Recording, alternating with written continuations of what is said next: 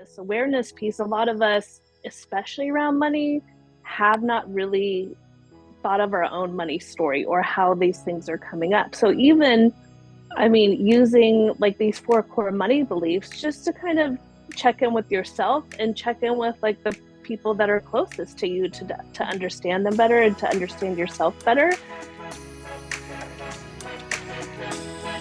Welcome back to the You Need a Counselor podcast. This is a show presented by Heart and Solutions Counseling Agency. We release new episodes every Sunday at 5 p.m. Central and encourage you to batch up that laundry, put away the dishes, plan for the week ahead, or do any other task that might seem daunting while you give our show a listen. You might just be encouraged to call your therapist, connect with this week's guest, or seek out those services you've been considering for a while but haven't made the commitment to yet. If you are in the state of Iowa and are in need of mental or behavioral health counseling, give us a call at 1-800-531-4236. Enjoy the show. Hello, and welcome back to the You Need a Counselor podcast. My name is Dr. Julie Johnson. I'm the president and founder here at Heart and Solutions, Mental Health Counseling and Behavioral Counseling in Iowa. And I'm Chrissa Hunt. I am our vice president in charge of the behavioral health department. And this is our podcast, You Need a Counselor. So we are a podcast designed for people curious about counseling, but have barriers keeping them from experiencing the benefits of counseling. Our mission is to share stories about counseling, good, bad, and indifferent, and spread the message that everyone can benefit from mental health and behavioral health counseling services. Our guest today is a 3-time returning guest. She is one of our favorite speakers. She has been on our episode, Money and Mental Health, and she's also been on our episode, What is Financial Therapy? We've got Mariah Hudler here with us today for the 3rd time. Mariah is a financial therapist and a therapeutically informed financial coach. She does both services. She is the owner and founder at Koru Financial Therapy, and she utilizes a holistic approach that incorporates not only the mind, the thinking part of money, which I think is what we tend to kind of go towards when it comes to money, but she also incorporates the body and the body's response to money and financial situations, the spiritual side of money and financial situations, the relationship side, and the emotional side. So really just that wrap around of ways of understanding ourselves and our relationship with money. So welcome, Mariah. Thanks for being here. Thank you. It's so good to see you again. Wonderful. So last time we talked, you talked about the 4 core money beliefs. And we thought that was so interesting. And we thought, man, as you're telling us about these different core beliefs, we're picturing different people in our lives. We're picturing how certain relationships kind of work together when it comes to money and building a relationship and then incorporating that financial aspect. So we thought we might watch some television shows together and some episodes of some really amazing shows. When we started watching Modern Family, I was like, this show is amazing. I was pleasantly re-surprised by that show. It's wonderful. So we got to watch a couple episodes of Modern Family, got to watch an episode of Friends, and we're also going to discuss an episode of How I Met Your Mother today. So could you refresh us on those 4 core money beliefs? Yeah, and speaking about Modern Family, watching a few of those episodes, my son was watching them and he was like, I really like this show.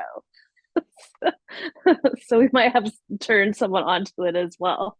So the 4 core money beliefs are money avoidance. It's where you will basically avoid thinking, looking at, engaging with your money. The money worship is very much that money is never enough. No matter what you do, you'll always be after money, thinking that will then kind of be like make everything okay. Right. So whether it's like, if like you're a real estate agent, it's like that next house or that next piece that you're looking for, rather than looking at your money as like, how do I just make it the money that I have a tool, or, kind of look at it as more like an engine. Like I need to put some in to spit some out and have some some intention around it. Money status is what we would typically call here in the States, like keeping up with the Joneses. So we're kind of looking around. This could be an early adopter into technology, having all the latest and greatest things.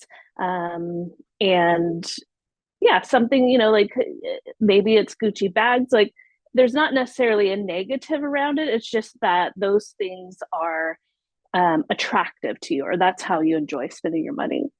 And the last one is money vigilance. So this is, what would be typically for people that are very money or numbers oriented. So you would be maybe doing your spreadsheets and your budgets and tracking and,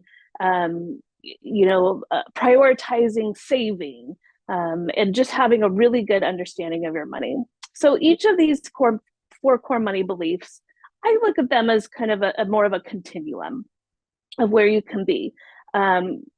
When working with clients, I always like to be working towards balance of those, because each of those will have like a super, like you can be super avoidant. And I've had clients who won't even look at their bank accounts or deposit their checks or look at their credit card statements or open the bills. Some of us in general might have avoidance, like, looking at the budget is kind of like, another thing I have to do, but we do it. So maybe like kind of minimal avoidance. And then, like kind of on the vigilance side can swing anywhere from like not even enjoying your money, like being so worried about what's in there, what the numbers say, that they take on a whole new meaning, that they create such financial anxiety that you can't even enjoy your money. So, yeah. And I think we definitely saw probably all of those when we were watching the Modern Family and Friends episodes. The first one that comes to mind is when one of the episodes we watched was Diamond in the Rough, where they were going into buying a house to flip together. And there were two very different kinds there where I don't remember characters' names, but one was all about like building fountains in the yard and things like that. And one was all about like the budget and the money. So what kind of advice would you give to couples, or not couples in that situation? It was like brother and sister-in-law, but working together and having to deal with money when they're very different money beliefs and money types? Yeah, so I definitely remember Cam was the one who had these great visions of like, we need to elevate this flip property. And Claire was the one who is more of the budgeter. So I would put Cam on. He was definitely showing some signs of like status. Like he had a vision and he didn't want to talk too much about the budget. He just wanted to make that vision come alive. And then Claire was like, well, we'd have to give up something if we were to put your vision in place. So she was more vigilant. I would say that she was representing more of a vigilant person there. So I think understanding that, being aware of that's how the two of you orient when coming together in a project. Like it's almost a great partnership, isn't it? It's just like someone has like these big visions and then another person comes in like, well, we can do that, or maybe we can just meet somewhere in the middle. And that's ideally what you want to be going for, is like, something that feels comfortable, but allowing for that kind of vision and spontaneity, and if that's especially a value for someone. And I think that came to light with Mitchell, who I think in one of the first conversations, Cam was like, that's it. Mitchell says no. He's always like raining on my parade. Phil's like such a great cheerleader, and Phil's the husband of Claire. But in the background, Phil was working like, let's not do this. Let's not do this property. We know what will happen. So yeah, advice around that is really to kind of create that awareness so that you can have like, this is my lens, or this is how I show up in these situations. And I'm willing to listen and understand and hear what you have to say. And hopefully we can get to a compromise. Yeah, I thought it was so interesting in that episode. So that's the episode, The Wow Factor. And I love how they kind of created these patterns between the two of them.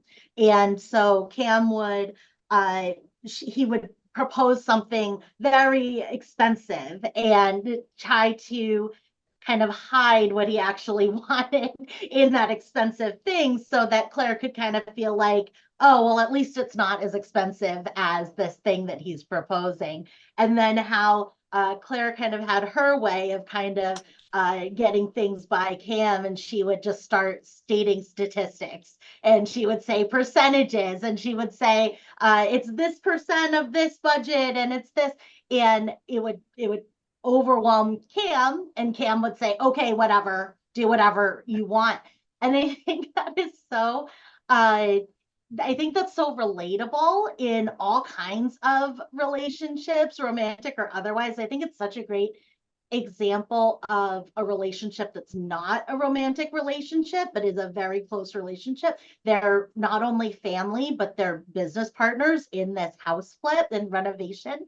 And so the way that because they know each other, they know where the other person is coming from when it comes to the money and the budget for the house. And so I'm seeing some money avoidance in Cam, right? He wants this giant water feature, right, to give that wow factor to the house.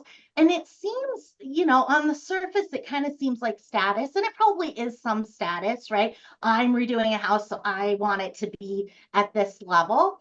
But at the same time, in that, I think that Claire is noticing, oh, he's got some money avoidance. And so if I start bringing up the budget and I start bringing up the numbers, his avoidance part is going to kick in and override the part of him that is having that money status drive in the decision making. And vice versa, I think that Claire comes at it with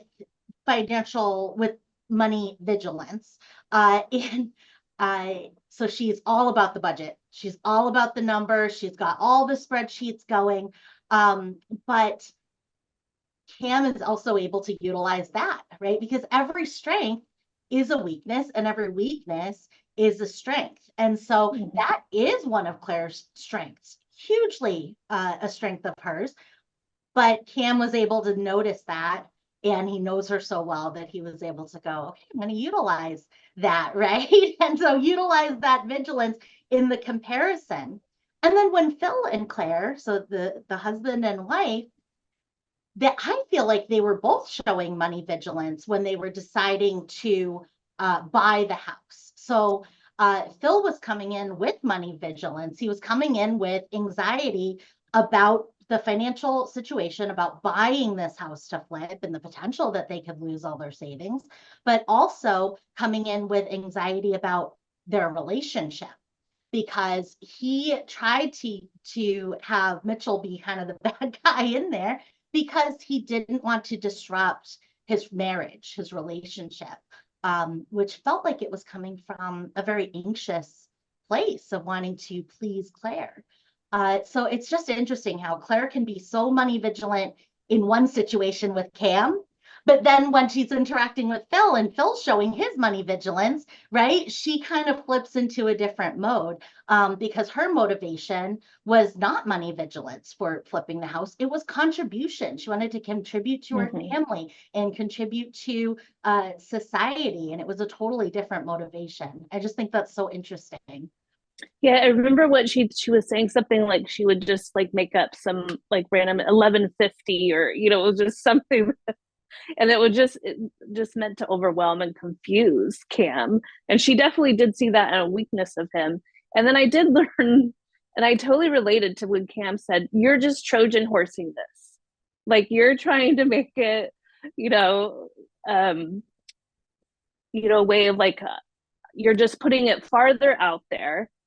So that I will cave onto something in the middle. So it's like, and I just remember like it made me like totally think of my husband. He loves bikes, like very expensive bikes. And so he's like, hey, I saw this like, I don't know, like $10,000 bike, and I think I really want it. Immediately I'm like, oh my gosh, like, like, and then he'll like come back, but I can get it used for this amount, and then it's like, he's already like, kind of anchored me, like, oh, like that's better. But then it's like still a huge number, of like, wait, how did I agree to that? But that was like kind of the example of Trojan horsing that I guess Claire felt that Cam was trying to do in terms of that. But yeah, I do see where all Julie, like what you were saying in terms of it did bring up each of their like, financial anxieties around the way of engaging. Like,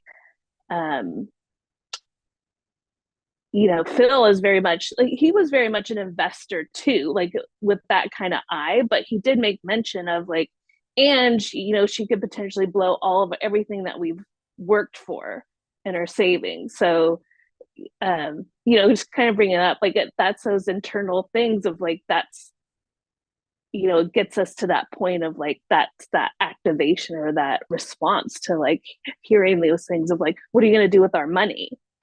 But then, and if you like kind of lay on the values for those things, like Claire was very much of like, I'm vigilant and I'm making a contribution to society. And, they had built the baseball field, I think, in Diamond in the Rough, and, had pleasantly surprised both Phil and Mitchell of like, oh, wow, they were able to turn this over, work together, and bring a lot of value into the community. Yeah. Do you find that with like clients that you work with yourself too, where like depending on who they're around or in different situations, like they change their money beliefs based on like if they're with their at work versus like with their partner at home, like how Claire kind of was? That's interesting. I don't, like I mostly, if I have like individuals or couples, and couples, it's really those relational patterns that they have created within their relationship that they're super focused on, and it's mostly about like who really spends the money. But when you have them do an exercise, it always seems to be very neutral, but they're just spending it on different things, right? So it's like, oh, I view you to be like, well, you do like all the shopping and stuff, but then the other partner will will have like a large amount that they pay towards education or like self-development or self-growth. So it really just kind of relates of like, I could see it probably interacting with like family members would be very different. Like, so, potentially culturally of like, well, this is just like an expectation we just give in our family. And so like financial boundaries would become very prevalent. But yeah, I do think that within different situations and different emotional, aspects, like you are going to respond a little bit differently. Absolutely. Well, it's a good point about, family and the expectations on giving or the boundaries that we put on that.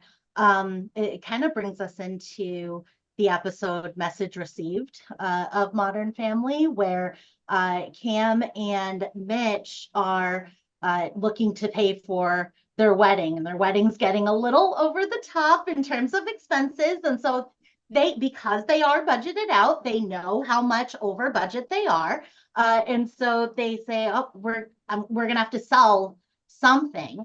And Gloria, who is Mitch's stepmother, says, what are you doing? Why don't you just ask your dad for the money? He'll give you the money. And Mitch does not want to do that. And when it's brought up in front of Mitchell's dad, a value is revealed. And that value is revealed when Gloria says to Jay, Mitchell's dad, why don't you just give them the money? Right? And he's, instead of saying, oh yeah, I'm going to give you the money, he says, why do you need all that stuff? Right? And not only why do you need all that stuff, basically he says, why do you need the wedding at all? And so that value, that belief of his that Jay was holding in that moment, it came out in a money discussion. And so many times, something very painful like that. So for Mitchell, extremely painful situation, which is why I think Mitchell, when it first came up, said, no, I'm going to sell something. I'm going to pay for this myself. I'm not asking my father for the money. I think because he knew there was going to be that value coming into it and that belief system coming into it, which was very, very painful for him to hear his father say those things. And so sometimes when those things happen, it can become, we can see an experience like that. Money comes up, there's a money discussion, and then something very painful is revealed or is said to us. And so often we can go, well, that's how money is. It's money. It's money discussions with family. We can't do it, right? I can't ask somebody for help, or I can't discuss finances with my family or with anybody because look at what happens, right? Look at how I was hurt by having that discussion.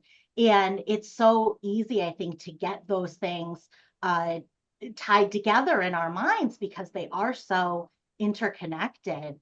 Do you see that with the individuals or the couples that you work with, where those kinds of beliefs that are conflicting in a family or in a friendship can come into those money discussions? Oh, 100%. Yeah. I mean, and I thought it was such a great example, because they also brought up in terms of, Mitchell had referred back to the wedding for Claire and how all this, that there was really no discussion or, I guess, boundaries around giving the finances. But when it came to what, Jay would see as Mitchell's lifestyle, that he definitely started, he definitely had some views on it. And, in how personally he ran his own life versus like how his son was running his life. And yeah, I mean, it definitely brings up, is it about the money or is it about the choices that I make for myself or the things that are important to me and my family? And how do you bridge those conversations without creating more pain? Because essentially Mitchell has been sitting with that pain for decades before really the wedding came to be for him and Cam. And I think, was it the same episode where they all listened to the old tape on the phone thing? And so, I mean, it did kind of go to show that, bringing Jay back, like he did have some views on how really everyone should be living their life, right? When Claire and Phil became pregnant earlier. But yeah, I mean, so, I do see this a lot with how do we navigate these conversations, because I don't feel comfortable even starting this conversation, because it hurts too much, or I already know what the outcome is going to be. And I see that even with, parents that are aging, and we haven't had these conversations about like, what is the plan in your later years, right? A lot of kids do not feel comfortable asking their parents because it's never been their business to be involved in their parents' financial affairs. But ultimately they are going to be involved in them. And so it's starting the conversation early and often, and it doesn't have to be a conversation that needs like a certain outcome. Whereas I think Mitch was kind of cornered into this, like they needed and were stressed about money. He was willing to do whatever because it was very important to Cam. But ultimately, we want to remove those intense, acute stressors or anxiety around these conversations as much as possible. So, I do see it when couples come in and they're getting married, and, there may be some expectations that they personally have or that they've seen played out in their family, but they've not really had that conversation with the parents yet about, will you be contributing financially, how much, and what does that look like? What are those expectations around it?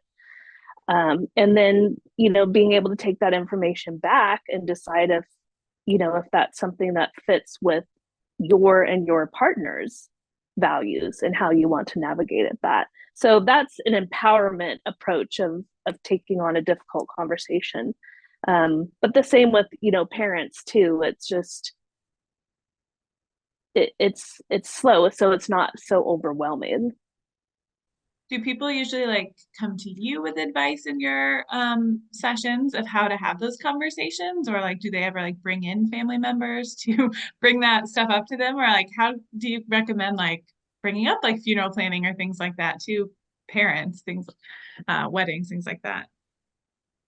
It depends on where, like I've had like a mother-son come in and they wanted to talk. He had returned to living at home. His partnership had broken up. He had to kind of restart his life essentially. So he was living with the mother. She was very supportive, but also wanted to have really a framework about how as adults they were going to be living and coexisting and what goals were on the table. And honestly, it was an easy conversation to facilitate. So they each understood each other, and like each of them, they just hadn't expressed it or put it out on the table. Like, here's my concerns, and the other person being like, this is what I'm working on. And so we were able to have that conversation. Other ones, if I mean, the majority of the time before I just don't know how to start the conversation. And that could be, I could be seeing someone as part of a partnership that, that person is not interested on working on the partnership finances. But the individual person also needs personal work. So we can start to bridge things because naturally, I say this will start nudging on your partnership. You're going to be doing all this work. You may want to start having conversations. You might want to set something up for the two of you.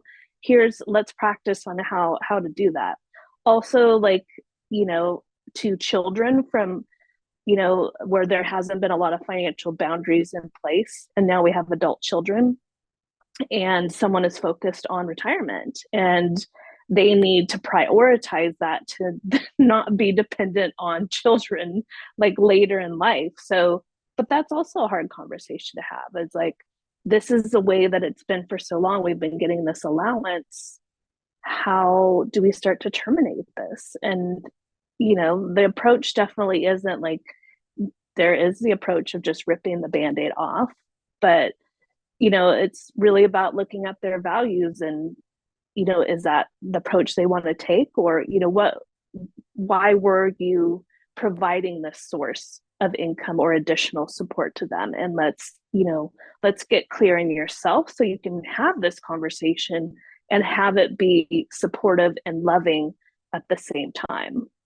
Absolutely. I love what you said about having those conversations early and often, especially in the family unit and nuclear family, because Jay and Mitchell's relationship in the show is so strained. But it has been, every time they have a flashback to when they were children, they've had this very difficult relationship because they didn't communicate with each other. They weren't able to find a way to communicate with each other where they could both receive that communication and they could both give that communication. And throughout the show, you see that progression of having these hard conversations. I think Gloria in the show, in a lot of ways, when it comes to the nuclear family of Jay, Claire, and Mitchell, Gloria and Cam and Phil, they really kind of serve as that third external party. They really kind of do what a financial therapist or a financial counselor can really help people to do, because they're coming into this family and they're seeing these behaviors, these patterns of behavior, these communication styles and patterns that have been going on for decades and decades. And they go, what's happening? Right? Why is that happening? Right? This makes no sense. What is the story with that? I think they do such a good job of kind of dissecting some of those things through that third party lens, and just the way that financial therapist, that financial coach can really allow for things that seem normal because we've always done it that way. Like, of course, that, Mitch saying, like, of course I wouldn't ask my dad for that, right? He's not going to agree. He has these feelings. And then we don't go into it. So I think that third party just really helps with that so much. And Jay, oh, go ahead. Yeah, but Jay had that narrative as well as, really often in the shows, he would say, well, nobody listens to me anyways. He'd be like, that's a terrible idea, and list out his points. And he's like, oh, forget it. Nobody listens to me anyways. So, like it really does, like the crux of it isn't like the money. It's really the communication of it. So Jay doesn't feel validated. Yes, he probably would give, but it would require almost a painful conversation to be had, but also to be like, well, Dad, this is really important to me. I love you. And, this is like a big part of my life and I want you to be part of it. But the communication levels aren't there, right? Because there's just withdrawal and there's shutdown. Like Mitch withdrawals, like, well, first avoids and then withdrawals if pushed into the conversation. And Jay, it doesn't really have a lot of listening skills. He goes straight for the punch and the reaction, rather than being able to listen and hear out what's important to his children. So yeah, I mean, it's like these cycles just like continue, and you can see them. I do think that they do, because I've never really looked at the shows through this lens, right? So you go back and you're like, wow, this is really rife. I would have never thought of it from a, like really a money lens, but they really actually do a very good job. Where, and you said Mitch is so avoidant and absolutely so avoidant, and he will shut down, and he says to Jay, well, then just don't come to the wedding, right? And just tries to shut it off there because he's in so much pain from having the conversation, and it's a painful conversation for Jay as well. And so being able to see both sides of that and being able to see how painful this is for Jay, and how painful it is for Mitch, and both of them just not having the skills to do it. And I think that's just really where financial therapy and financial counseling just really comes in, and is so necessary. I also loved what you said about early and often having those conversations, because there is so much work that we can do with how we communicate about money. There is so much that we can do about how we are able to actively empathize with other people about money. But there is nothing we can do about how anybody else does things with money. And so when we think as adults about, okay, I've got maybe some patterns from with my family, right? With my siblings, we've got patterns that have gone way back to like when we were 10 years old and we were babysitting together and, splitting up the money there, or whatever it is. We've got these patterns of who does what and how people communicate. And we can do a lot of work on ourselves about that. We can do a lot of work with a willing family member to work on that relationship. But where we do have a fair amount of autonomy is with our children, especially with our younger children. I know you've got a younger one, and I've got a younger one. I think they're around the same age. And from the time my daughter was, I don't know, 2, 3, because that's when we started like actively going, okay, we're going to put money away every month for her education, right? Or for her future.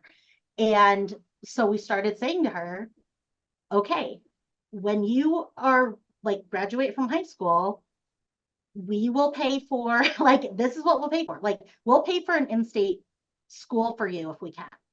But if you want to go to Yale or UCLA or wherever else, like, that's on you, and you can pay the difference for that. Or we'll say, okay, when you are, and this is the deal my parents had with me about a car. So from the time I was 3, 4, 5, right? I remember these conversations as I was a child, and my parents saying, okay, you got birthday money, put that in your savings account, because when you're 16, we will give you this amount towards a car, but you got to make the rest of it. Like, you have to earn half of that car. And I remember knowing that when I was like 10. And so at that time, it was like, okay, any money that I get from dog walking or cat sitting or babysitting or anything goes into that account, because I know when I'm 16, I'm not going to have a car unless I have this amount of money to pay for my part of the car. And having that established that early was so helpful to me. The expectation that my parents said, okay, we are going to put this money towards your future. If you go to college, we will pay this amount towards it. If you don't, we will pay this amount towards your wedding, right? Your first house, whatever it is, right? But this is the amount, and that's it. Like, you can't move back in here, right? You cannot. These are not options. This is the only thing, and this is what you can use it for. And knowing that at such a young age was so helpful to me, because I knew, okay, after that, I am on my own, right? So I better use that well. If my parents are helping me with tuition, like, I better do well in school, right? And I better get to where I need to be by doing that. And I just think that that's kind of where we have the most control over what conversations are being had, is with our young children, with our nuclear families that we are creating as adults for the future. Yeah, and that, outlaying expectations, whether it's, generation above or a generation below, kind of neutralizes the power dynamics that money can have. So, I've seen in my practice that money can be weaponized, and I will do this and then I'm going to change it. And that is absolutely devastating, either way, around, development, or, because then it's like, I don't deserve it. What has changed? And so, yeah, money can be very weaponized within families.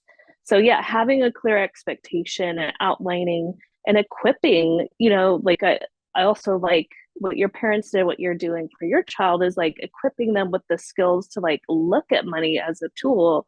There's very much some deep-seated values in their education. Like, we're going to help you with that. That's important to us. It's important, for us to help you with that. If not, like, there will still be money for something that's very important to you, and we will be okay with that. So it is this messaging that's so important, of whether it's in a relationship within a wider family or the next generation, about money and how we use it within the family system and what's important. Because it's clear, like, I can also see with my own child, like, the messaging that we've been giving him shows up already in him at 8 years old.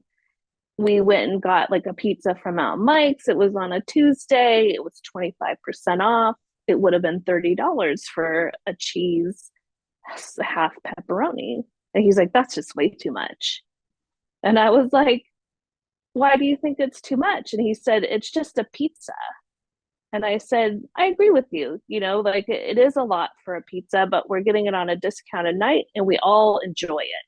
And so we can enjoy this pizza because, we use our money on things that, are important to us or increase our quality of life. But it's interesting for him to see that and to have already started taking on. He's definitely, I would say, fits already in the vigilant, space, which is good. So I know overall, like, he will be thinking intentionally about money. And yeah, he has to save half of everything. I've even got him working for me. He's now a junior content website manager. He goes through, does like my H1 tags, and he's actually really good. But it's an activity that we use of like, okay, well, I'll pay you this much, half of it goes straight away into savings, and open a Roth IRA for him, and can put in through there. So like, even though it's really small amounts, but over time, monthly we look at like his savings, and like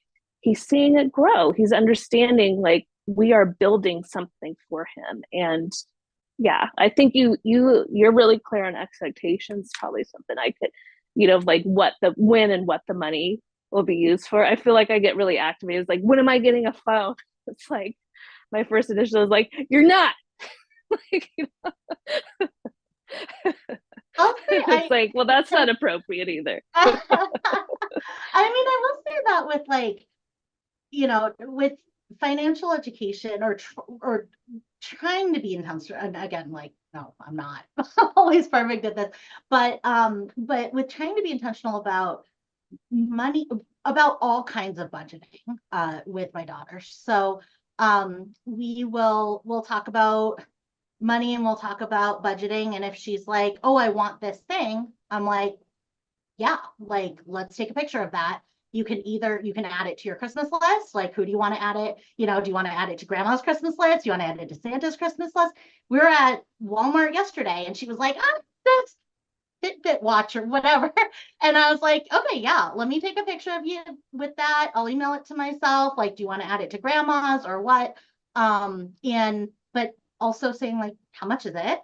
Right? Because she would never look before. And now she's like, oh, this is how much it is.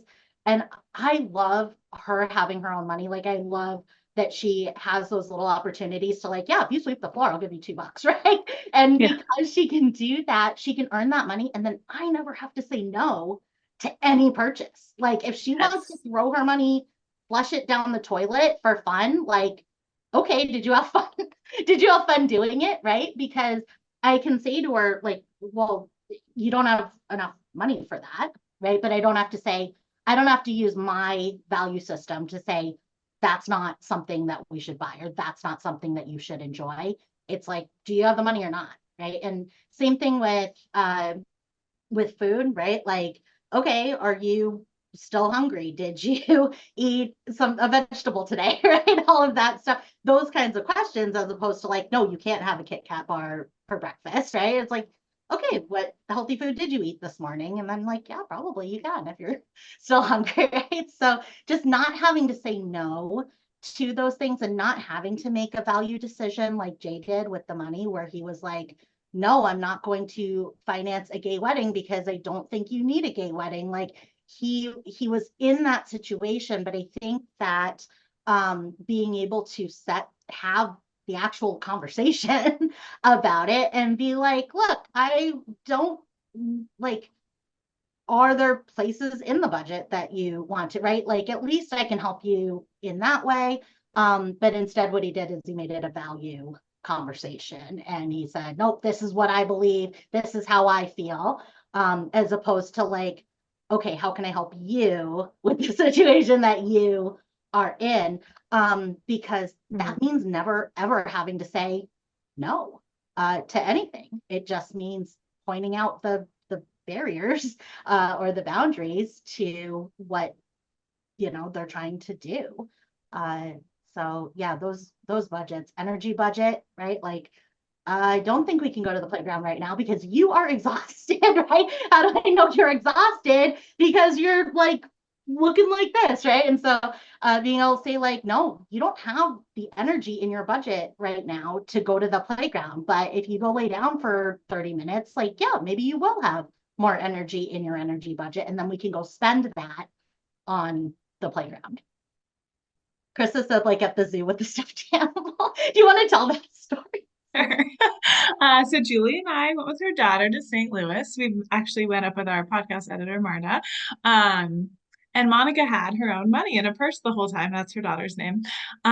So yeah, the whole time it was every place we went, Monica wanted to buy candy or a present or a prize or something. And Julie would be like, okay, well, do you have money for that? And Monica would like look at her money and be like, no, I don't want to spend my money on that. So it was like I feel like every place she was having to make the decision, do I want to use my money for this or is mom going to buy it for me? And then when Julie would say no, she'd have to wait. But then, yeah, the last place we went to was the zoo and she was able to count out all her money and buy a stuffed animal she wanted with it. But it was cool, yeah, seeing that in like lifetime, like Monica budgeting, like, do I want to spend my own money or can I get mom to buy it for me? And then being able to buy something she did want at the zoo with it too. So, yeah. That's a really empowering story for sure. which Well, is fun because I don't like stuffed animals. She probably So wouldn't I have would gotten not it. have bought her a stuffed Or animal. Nerf guns. Like, I'm like, Yeah, we need Your money. we have 50 enough Nerf of guns. those. But Oh, okay. that's so funny. That's what Well, wonderful. So if you could give a suggestion to somebody who might be like, oh man, I can see myself in some of these core money beliefs, right? Maybe I'm showing some of those in my conversations or disagreements about money or my struggles with money. What suggestion might you give that person? Yeah, I mean, I think that, it's we broached on it earlier, but this awareness piece, a lot of us, especially around money, have not really thought of our own money story or how these things are coming up. So even, I mean, using like these 4 core money beliefs just to kind of check in with yourself and check in with like the people that are closest to you to understand them better and to understand yourself better. And there's, like sometimes it's like you realize like, oh, this may not be so healthy. And it's such a great opportunity to, connect with a therapist, a financial therapist, or even start a conversation amongst friends or trusted persons that be like, hey, how was this for you? Or, something that I've noticed. Or, like even a conversation with a sibling about like, what was your perspective on how we grew up with money, because literally it's different between even siblings growing up in the same household. But ultimately you can start to like dive down and really find the values of like what the parents were spending on, even though it was never explicit. Mm-hmm. But it means different things to different people. So yeah, it's just an opportunity to self-reflect, to create awareness, and to see if like, hey, maybe I don't want to have this type of relationship, or maybe this is impacting. Maybe I am always saying no because I'm so worried. Why am I so worried about how we're doing? That might be a thing. Or, a lot of people feel like, looking around of like, I'm not, and we get a ton of articles from the media of like, you should have this much money by this age. And it's just, that creates immediately financial anxiety. Everybody's like in checking me like, well, how am I going to double what I have saved to be or average or normal? Mm-hmm. So, another good thing to check in on of like, is this really real? Like how, like I need some truth or some parameters around this for my particular life, because it could be very different for everyone.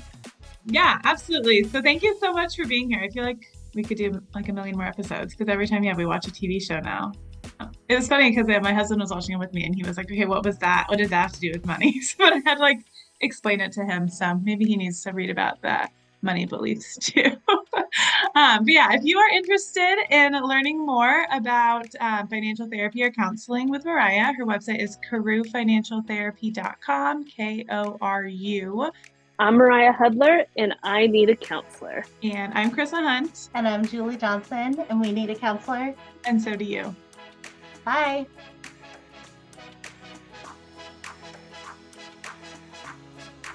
Thank you for listening to the You Need a Counselor podcast. We are so grateful that you're here. Now, we want to hear from you. Text us or give us a call at 515-650-3231. You can also find and connect with You Need a Counselor on Facebook and Instagram. If you've enjoyed today's show, please take a moment to like, review, or leave a comment, as all of these things help others to find and benefit from the podcast as well. If you're in the state of Iowa and interested in mental health counseling or behavioral health intervention services, give us a call at 800-531-4236.